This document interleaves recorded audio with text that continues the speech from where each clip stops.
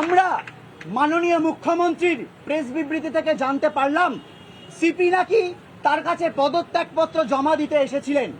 তিনি নিজে দায় স্বীকার করেছেন তদন্তের গাফিলতি। তারপরেও কেন তার পদত্যাগপত্র জমা নেওয়া হয়নি? পুলিশের কাজ কি শুধুই ভিড় নিয়ন্ত্রণ করা? এদের ভরসাতেই কি মেয়েরা কাজ করতে যাবেন? অবিলম্বে তাকে কাজ থেকে অব্যাহতি দিতে হবে। অভয়ার পরিজনকে টাকা দিতে চাওয়া ডিসি নর্থকে তদন্তের আওতায় আনতে হবে।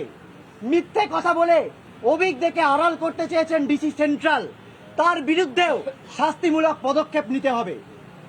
আজকে আরজি করের মতো অবস্থা আমরা চাই না ভবিষ্যতে কোনো মেডিকেল কলেজে হোক, কিন্তু 9ই আগস্টের ঘটনা কোনো বিক্ষিপ্ত ঘটনা নয়। কলেজে কলেজে চলতে থাকা থ্রেটের রাজনীতির আলটিমেট এবং জঘন্য পরিণতি। প্রত্যেকটি কলেজ ইউনিয়ন এবং আরডি এর নির্বাচিত প্রতিনিধি দলের সাথে কলেজ কাউন্সিল ও রোগী কল্যাণ সমিতিতে অংশীদারিত্ব সুনিশ্চিত করতে হবে।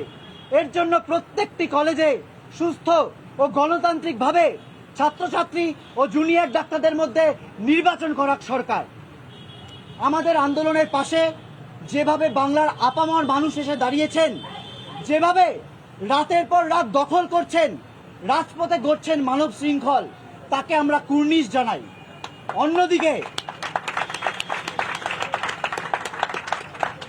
অন্যদিকে যেভাবে নৈহাটি থেকে বারাসাত, মাথাভাঙা থেকে কাঁচরাপাড়া সাধারণ মানুষের ওপর শাসকের গুন্ডা বাহিনী ও উর্দিধারী পুলিশের আক্রমণ নেমে এসেছে, তাকে আমরা তীব্র ধিক্কার জানাই। আমাদের এই আন্দোলন এক সার্বিক আন্দোলন, সাধারণ মানুষের আন্দোলন। সরকার বা সুপ্রিম কোর্ট একথা যেন ভুলে না যান। সাধারণ মানুষের ওপর এহেন ঘৃণ্য আক্রমণ আমাদের ওপরেও আক্রমণ হিসেবেই আমরা দেখছি। দাবি তুলছি অবিলম্বে এই ঘটনাগুলির সাথে জড়িত সকলকে শাস্তি দেবার। আজ মুখ্যমন্ত্রী সব ভুলে মানুষকে উৎসবে ফিরতে বলেছেন। আমরা তার এই বক্তব্যের তীব্র নিন্দা জানাচ্ছি। অভয়ার বিচারহীন সবের ওপর দাঁড়িয়ে উৎসবের ডাক দেওয়া এক নক্কারজনক নির্লজ্জতার পরিচায়ক।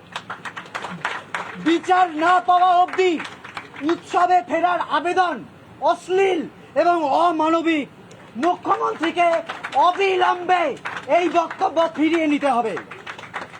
পাশাপাশি মাননীয়া যেভাবে অভয়ার পরিজনকেও মিথ্যেবাদী বলে অভিহিত করতে চেয়েছেন, আমরা তাকেও তীব্র ধিক্কার জানাচ্ছি। মৃতার মা বাবা ও মেয়ের ন্যায় বিচারের দাবি, আন্দোলনের দায়িত্ব আমাদের হাতে তুলে দিয়ে গেছেন।